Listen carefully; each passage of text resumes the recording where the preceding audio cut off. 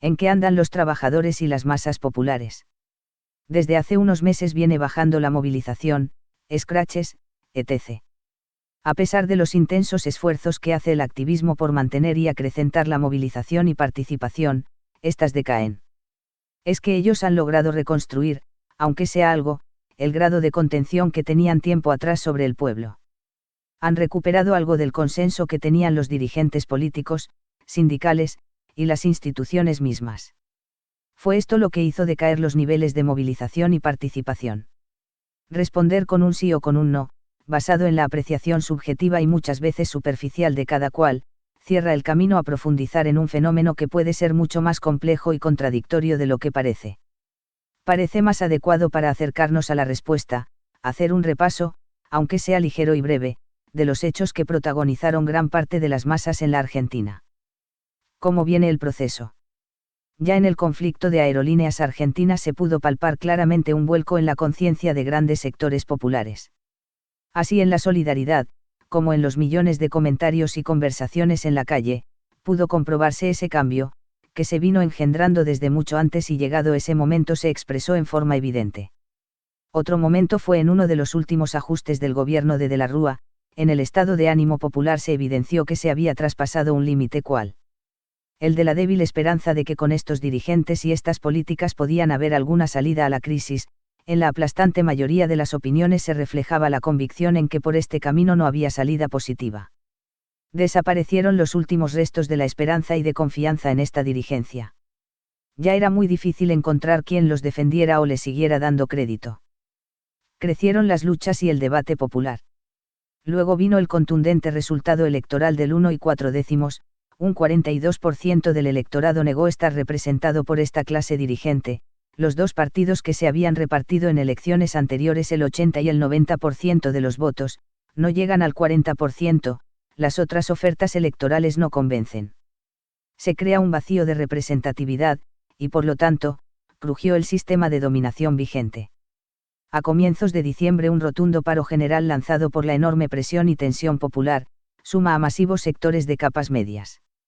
Hasta ese momento todas las acciones sobre política general estaban contenidos o lanzados desde las organizaciones tradicionales, los partidos políticos o los sindicatos o la CGT, con aprobación o rechazo y repudio de las masas, pero la política general pasaba por ellos, los miles de brotes de autoconvocatoria directa desde abajo, eran parciales por problemas concretos, pero en la política general lograban ser subordinados por las organizaciones tradicionales, sindicales o políticas. Llegó el 19 y 20 de diciembre. Si bien es cierto que actuaron punteros políticos, que respondían a directivas, que la policía, respondiendo a las mismas directivas, dejó hacer en muchos lados, que esas directivas respondieran a los intereses de grandes capitales locales, que se quedaban sin oxígeno en el mercado interno, por la política del gobierno que respondía al gran capital financiero internacional. Todo esto fue parte de lo que sucedió, sobre todo, el 19 de diciembre. Pero no es menos cierto, que el clima y la temperatura del estado de ánimo popular ya estallaba aquí o allá, que sin esas directivas y esa acción del gran capital, la cosa podía haberse demorado unos días o semanas, pero se iba hacia ese estallido, se olfateaba en el aire. Es un dato común que en los grandes acontecimientos históricos los intereses dominantes se dividían, que los sectores del capital que se ven perjudicados intenten utilizar el descontento y la movilización popular, lanzándola contra sus adversarios, y de paso, anticiparse a la acción de las masas independiente desde abajo. El 19 y 20 de diciembre las masas populares llevaron a cabo dos hechos que marcarán el proceso futuro. Por un lado, su acción autoconvocada, independiente, superó los marcos parciales, de reivindicaciones o problemas concretos, e irrumpió en la política general del país.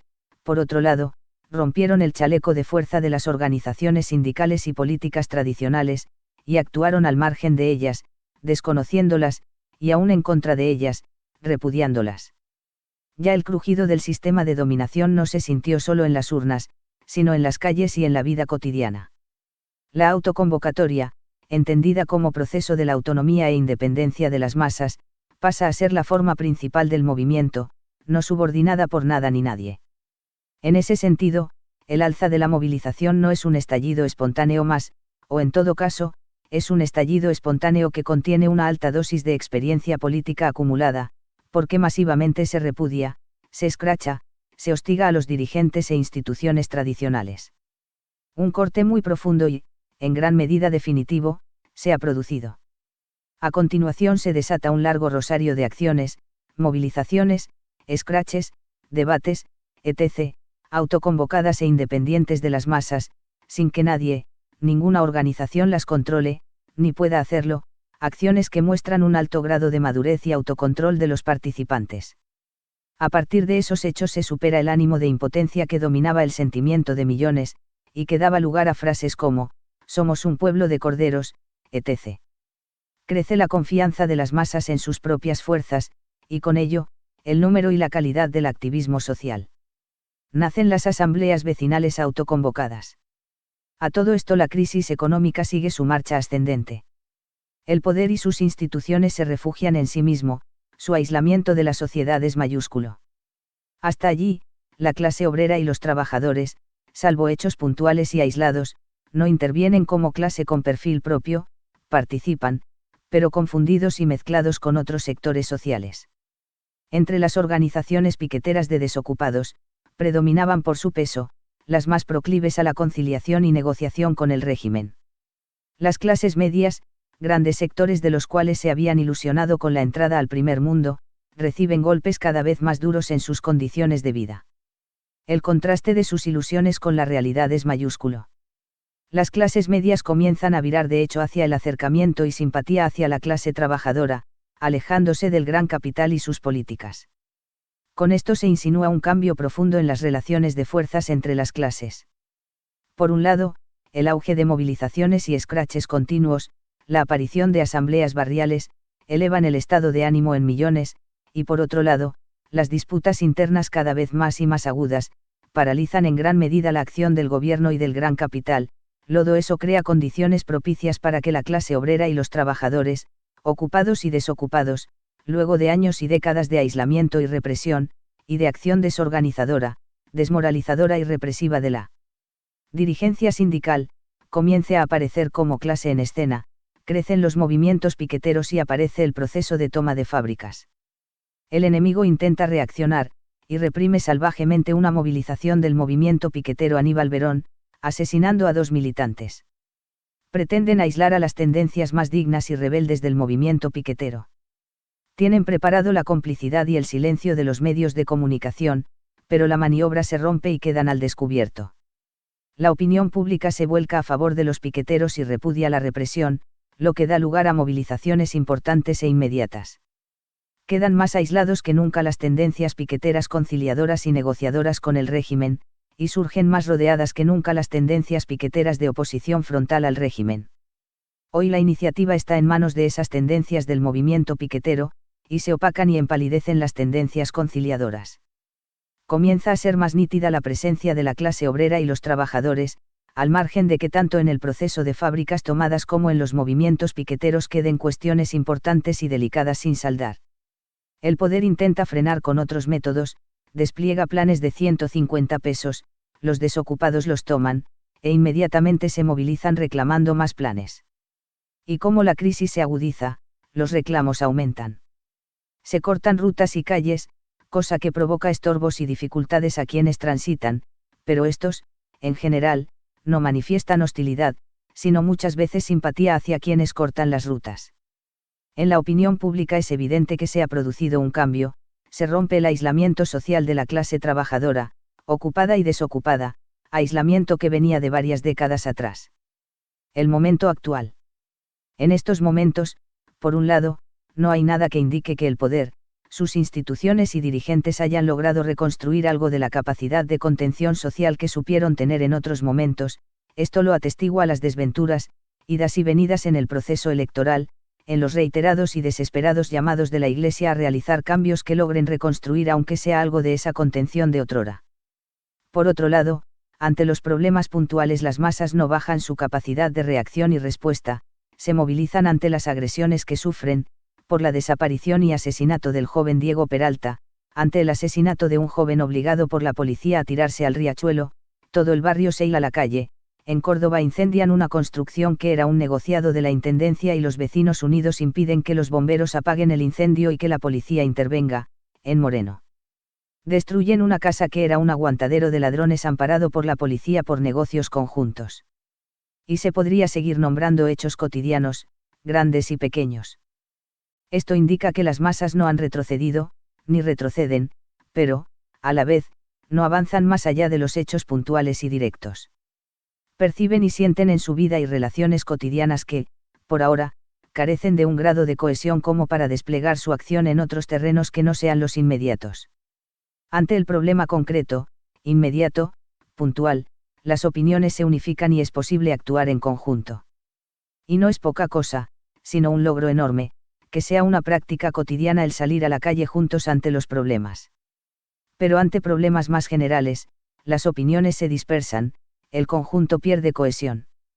En ese terreno las opiniones coinciden en lo que no queremos esta clase dirigente, repudiamos lo que hacen, pero tan pronto pasamos al qué hacer para sacarlos, cómo hacerlo, qué poner en su lugar, y cómo construir otra vida entre todos, las opiniones no coinciden, la conciencia de cada uno está en distintos momentos y toma distintos puntos de referencia para razonar la realidad, por eso, por ahora solo se despliegan por la negativa, es decir, intentar impedir, dentro de las posibilidades, que el enemigo pueda ampliar su margen de maniobra.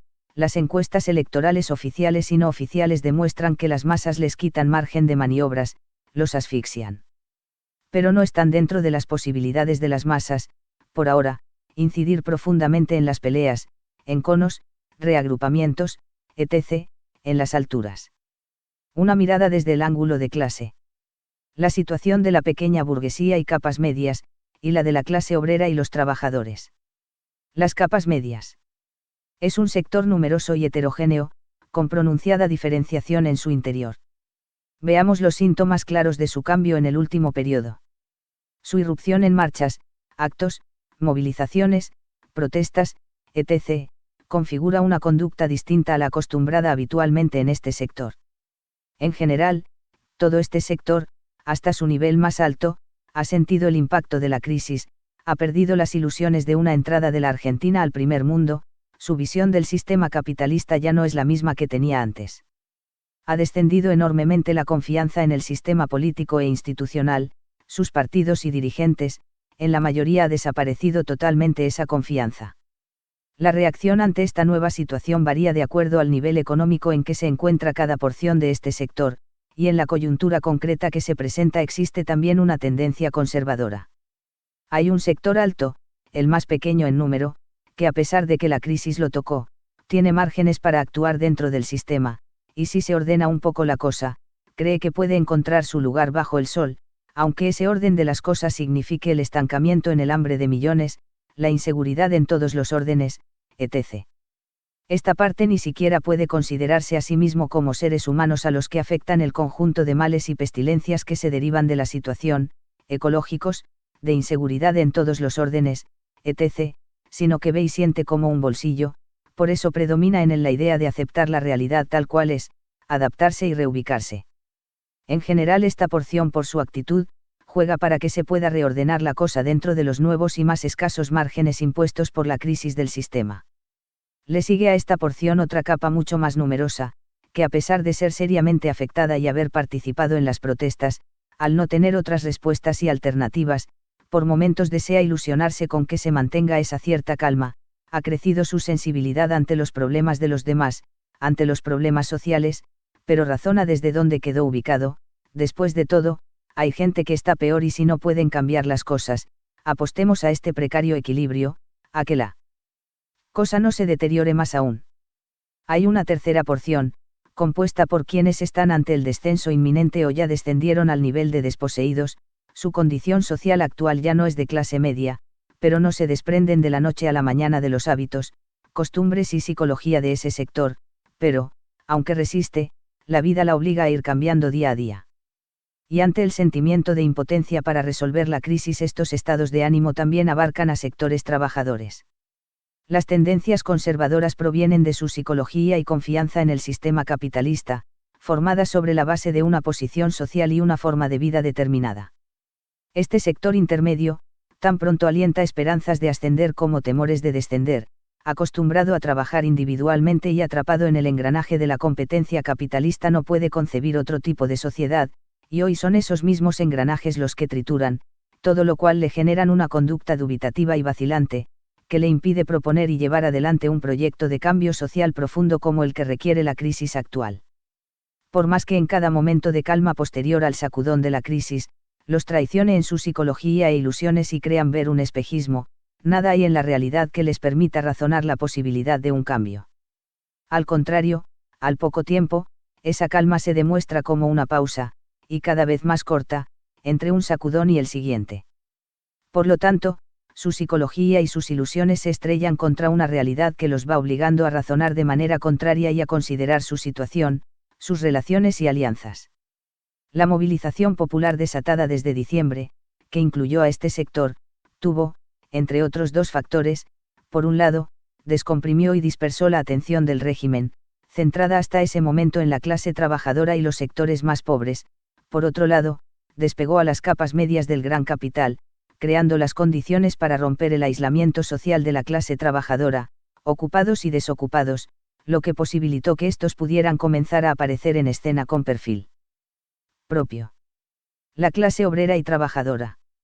La sucesión de golpes recibidos desde el comienzo de la dictadura militar fueron terribles, miles de los mejores militantes, activistas y dirigentes de los trabajadores, verdaderos nervios y tendones del armazón que sostiene el vigor y la lucha de la clase obrera, fueron asesinados, encarcelados, torturados, represaliados.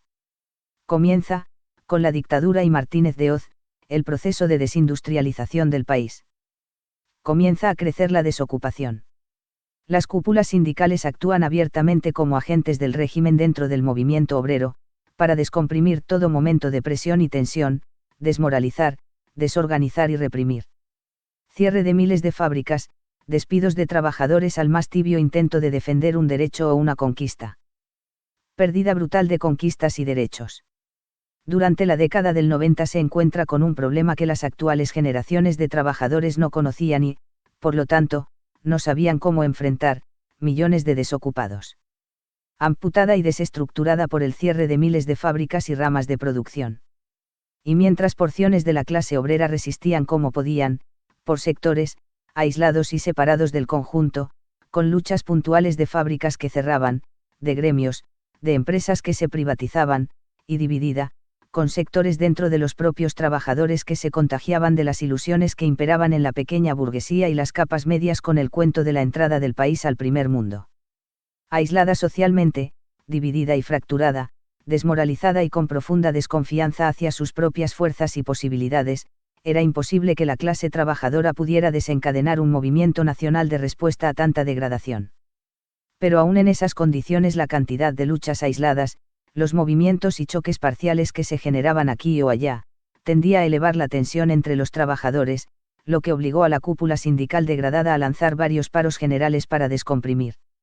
El primer resultado de este proceso es el país que tenemos hoy, nunca estuvo peor la Argentina, lo que demuestra que la suerte del país y la de la clase trabajadora corren paralelas. El segundo resultado es que habiendo llegado a un punto máximo el aplastamiento de los trabajadores, ya no quedaba por exprimir mucho allí, y llegó el turno del saqueo de las ilusionadas capas medias y a las capas más altas de los trabajadores. Capas medias de la ciudad y el campo que comenzaban a correr la suerte que hasta allí les había tocado a los trabajadores y a recorrer, a su manera, el camino que habían cursado los trabajadores. Y si hasta ese momento la clase obrera, no podía afectar seriamente el orden impuesto por el gran capital por el aislamiento y la desfavorable relación de fuerzas en que se encontraba, eso sucedía mientras la marcha del proceso no sublevase contra ese orden al resto de la masa de la nación, capas medias y la pequeña burguesía. Y una vez más se demostró en los hechos, el 19 y 20 de diciembre, que esa pequeña burguesía y capas medias son capaces de afirmar una oposición frontal al gran capital, solo cuando, o tienen tras de sí a la clase trabajadora o cuando sienten la inminencia de su descenso social al nivel de trabajadores o desocupados, y en esta oportunidad las dos cosas estuvieron y están presentes. Ese aplastamiento, pérdida de conquistas y derechos, no solo destruyó el nivel y la calidad de vida de los trabajadores, sino que junto a ello destruye ilusiones de que en el capitalismo había un lugar y un futuro para el trabajador, y destruye también todas las fracturas y divisiones que había en la clase trabajadora por oficio o especialidad, por fábrica o gremio, por escalafón o categorías, etc., fracturas y divisiones que en gran medida enturbiaban la visión para verse como clase obrera única, y obstaculizaban su lucha unida. El curso del movimiento. Y sí, por un lado, para el gran capital es imposible que los trabajadores y las masas acepten y acaten pasivamente la brutal agresión a sus condiciones de vida, por otro lado, le es difícil a los trabajadores el proceso de sacar las conclusiones, para su vida y para su lucha por la vida, que se desprende de una nueva situación, que en muchos sentidos son opuestas a las ideas que traían de épocas anteriores. También lleva su tiempo a las capas medias reconsiderar su situación, relaciones y alianzas. Pero ambas cosas son irreversibles e inevitables. El movimiento ha cambiado de dirección, luego de extenderse hasta abarcar a la inmensa mayoría, a todas las clases y sectores populares, busca profundidad, y por eso también ha cambiado de forma, porque esa profundidad no la puede alcanzar solo ni tanto con marchas, scratches, etc., requiere reflexión y conclusiones. Y mientras se extiende en el tiempo ese proceso de conclusiones, la crisis continúa su agudización, los problemas se agravan y la impotencia y la desorientación crecen en muchos sectores. El movimiento parece estar en un cierto impasse. El gran capital, el poder, sus instituciones y dirigentes no logran recapturar a las masas ni recomponer su papel. La Nación, 26 de noviembre de 2002, a punto de cumplir un año, la consigna que se vayan todos sigue teniendo el visto bueno de la mayoría de la población. Así se desprende de una encuesta realizada por el Centro de Estudio Nueva Mayoría, según la cual 2 de cada 3 argentinos apoyan el reclamo surgido al calor de los sucesos del 19 y 20 de diciembre que motivaron la renuncia de la Rúa a la presidencia. Y en Clarín, 22 de noviembre de 2002, página 20, en la desconfianza en el sistema institucional encabezan el ranking los partidos políticos, el 95%, el gobierno, 92%, los bancos, 92%, el Congreso y la justicia, el 90%.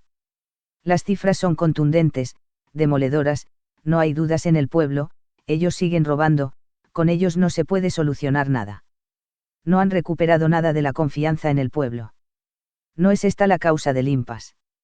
Tampoco que la gente se conforme con los planes de subsidios del Estado, de 150 pesos, todo el mundo sabe que un país y un pueblo no pueden levantar cabeza ni progresar con planes de subsidio. Por el lado de la actividad de las masas, si bien ha decaído la participación en las asambleas vecinales, en marchas, scratches, etc., pero, movimientos espontáneos, y otros no tan espontáneos ya que tienen grados importantes de organización entre los vecinos, se suceden a diario, aquí o allá, barrios que se movilizan no ya para discutir el problema que tienen sino a enfrentarlo y resolverlo, pero aún no se logra encontrar un cauce común. La agitación en los ánimos por momentos se encrespa, por momentos se calma, para luego volver a reanimarse. Y como destilado de esta situación en las masas, brotan y reaparecen activistas, grupos y núcleos, que realizan miles de actividades solidarias, sociales, culturales, de lucha, etc. Miles de grupos hacen encuentros entre ellos, se debate, se reagrupan, y vuelven a separarse. Anteriores generaciones de activistas y militantes de distinta procedencia política se encuentran entre ellos y empalman con nuevas camadas de activistas y militantes surgidos en los últimos tiempos. Y todo esto es un constante movimiento que parece no tener fin.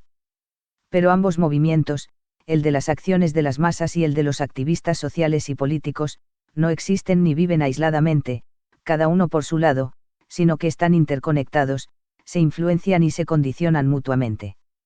Son los tiempos, contradicciones y dificultades del proceso de formación de una nueva y real alternativa política popular.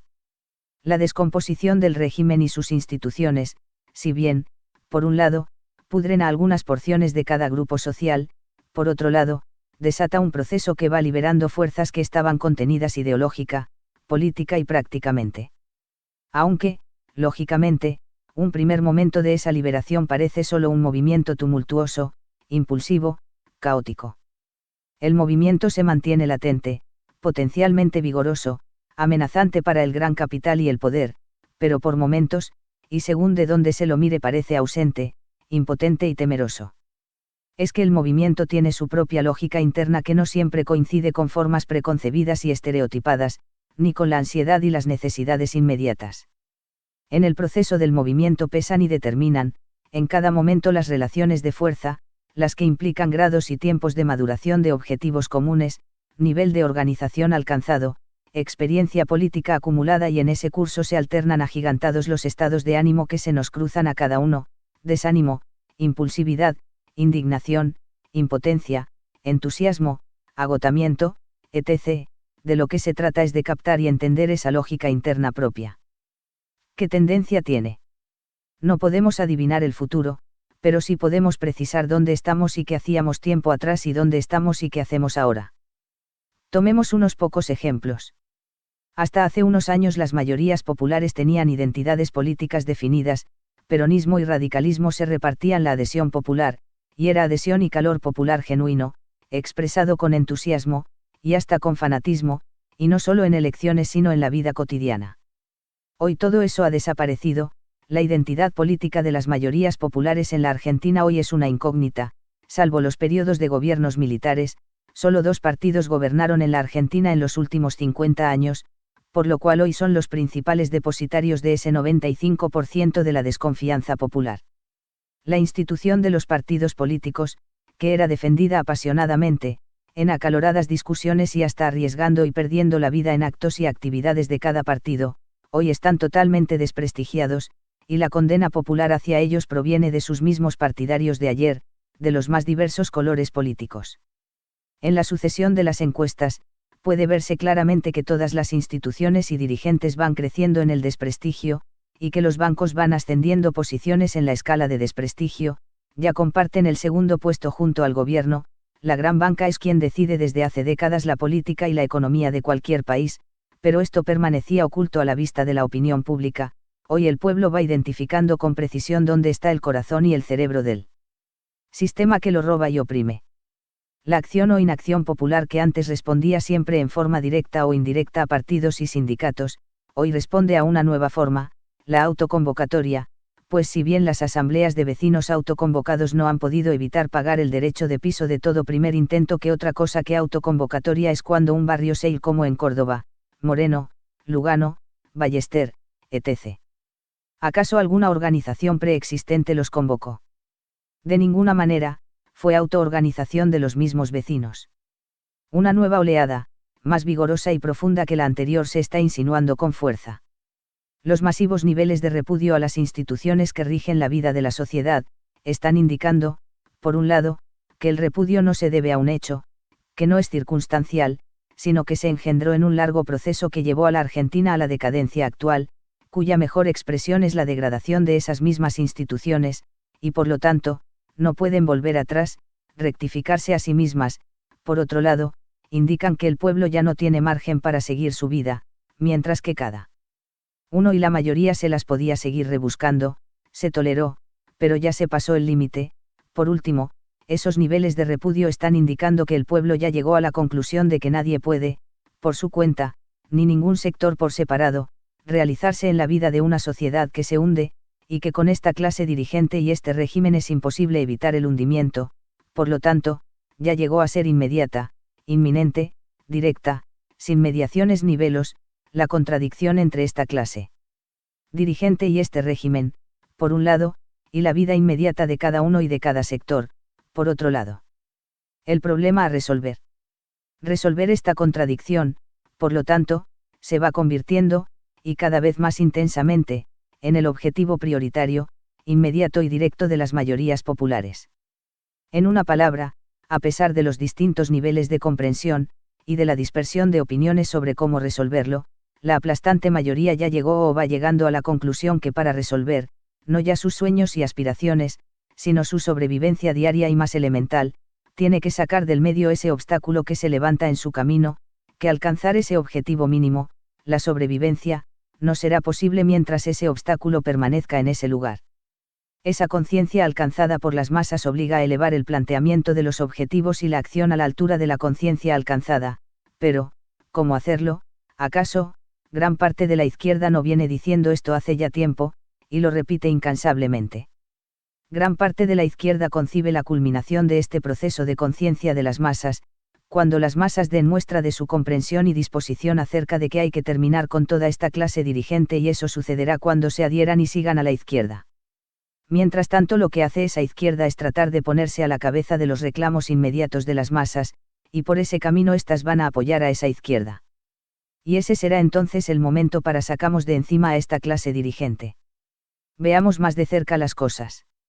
Las masas reclaman soluciones a sus problemas, luchan y exigen esas soluciones, y la izquierda consigue arraigar en una parte de esas masas encabezando sus reclamos, pero, justamente la repetición a lo largo del tiempo de ese tipo de luchas y reclamos sin resultados satisfactorios, y al contrario, la cosa se agrava cada vez más, va convenciendo a las masas que sin mover ese obstáculo será imposible alcanzar lo que necesita. Ahora bien, las tareas y las acciones que se requieren para remover el obstáculo son distintas a las que se deben hacer para luchar por una o varias necesidades acuciantes. Es evidente que no es lo mismo, ni hay que hacer lo mismo, para reclamarle a ellos que resuelvan uno o varios problemas sociales, que para sacarlos a ellos del comando de la sociedad. Este último objetivo no se puede alcanzar si, en esa misma lucha por los reclamos, no fuera de ella, sectores de los trabajadores no actúan de manera de no limitar su acción a los reclamos por sus propias y exclusivas reivindicaciones, sino que se muestran en los hechos como capaces de luchar, además de la lucha por sus propias necesidades, por las necesidades de otros sectores y del conjunto. Solo sí se puede preparar el reemplazo. Este reemplazo debe verse en los hechos, en la acción de una clase social que pueda articular, unificar, al conjunto de los sectores populares. Porque siempre hay una clase social que articula y unifica, y si este papel no lo cumplen los trabajadores, solo pueden hacerlo quienes están hoy, los grandes capitales y sus empleados políticos. El hecho de que los reclamos se dirijan a ellos está indicando eso, aunque la articulación y unificación que hacen ellos sea hundimos más en el caos y la degradación. Se desprende de esto que la lucha de los trabajadores y la clase obrera se evalúa de manera distinta si se la mide por el despliegue en pos de sus propias necesidades, o si en cambio, se la mide por la necesidad de que se transformen en la clase capaz de reemplazar a los capitalistas en el comando de la sociedad. Las exigencias son muchas más elevadas en este último caso. Estas exigencias no devienen de la ocurrencia de nadie, sino que la realidad las pone al orden del día, para salvar a la sociedad de su desintegración y degradación. Se comprende, entonces, que no basta con que los trabajadores luchen por sus necesidades, con ponerse a la cabeza de esa lucha, sino que es necesario tener una actitud crítica para evaluar esa lucha de acuerdo a esa nueva y más alta exigencia. Esto implica, no solo resistir las tentaciones que siembra el gran capital y el régimen, resistir las presiones y vacilaciones de la pequeña burguesía, sino también resistir, ser críticos en los hechos, y superar las presiones que provienen de sectores de los trabajadores cuando su lucha no alcanza a encararse desde esa más alta exigencia. Sobre todo cuando los trabajadores estamos en un proceso, no culminado aún, hacia desprendemos de ideas y concepciones que predominaron en nosotros durante décadas, y que nos llevaron a conciliar y negociar con nuestros enemigos, y todavía en su proceder se pueden ver las huellas de esas ideas. Muchas veces, el no tener posiciones y actitudes críticas hacia los mismos trabajadores por temor a chocar con ellos, a perder arraigo o distanciamos de los trabajadores, nos hace vacilar con ideas de las cuales los trabajadores debemos terminar de desprendernos o no podremos alcanzar los objetivos que necesitamos. Tener una actitud intransigente ante cualquier vacilación propia y la de cualquier sector, aun de los trabajadores, desde la defensa de los intereses del conjunto de los trabajadores y las masas populares, rechazando y superando las actitudes y presiones de sectores particulares o de partidos, es un requisito mínimo de una política de principios. Que sectores organizados de los trabajadores alcancen a encarar y plasmar en los hechos una tal conducta política y personal, hará posible que millones de trabajadores y las amplias mayorías populares, vean y sientan que se ha encontrado el camino para sacar del medio el obstáculo que impide la solución de sus problemas más acuciantes. Pongamos un ejemplo: el lunes, 25 de noviembre, ante una marcha piquetera, las fuerzas de represión montaron un operativo para impedir la entrada de la marcha a la capital. Frente a frente las fuerzas represivas y los piqueteros, la posibilidad de que se desate la represión estuvo latente durante 7 horas. Y el ataque represivo a Bruman el día anterior, era un antecedente peligroso. Sin embargo, que nosotros conozcamos, no hubo durante esas 7 horas reacciones importantes de los trabajadores en ningún lugar de trabajo o vivienda. No hubo asambleas de inmediato, ni cortes de ruta en otros barrios, ni otras reacciones solidarias. Nos preguntamos acaso es posible que los trabajadores y el pueblo triunfen si mientras unos luchan, otros solo miramos y esperamos el desenlace. Esta conducta es lógica y natural. No vemos en esa conducta las huellas de ideas que nos han llevado a la derrota 1000 veces. No es necesario poner discusión en cada lugar de trabajo, en cada barrio, etc., esa conducta. Esta conducta no es natural, sino resultado de una deformación que todavía no hemos superado, y si queremos superar nuestros problemas, si queremos una vida digna para nosotros y para nuestros hijos, tendremos que cambiar de conducta o no podremos triunfar y nos seguirán aplastando y robando. Hoy están dadas las condiciones para avanzar y dejar atrás esas actitudes, para lo cual es necesario, imprescindible, que en situaciones como estas, lo más consciente de los trabajadores, vecinos, etc., se planten frente a sus compañeros y vecinos, dando el ejemplo uno mismo, y apoyándose en una parte importante de los trabajadores y el pueblo que ya están sensibilizados ante la situación, para sacudir y conmover la desmoralización y desconfianza en sí mismos, que todavía persiste en grandes porciones de los trabajadores y sectores populares. Idem diciembre de 2002.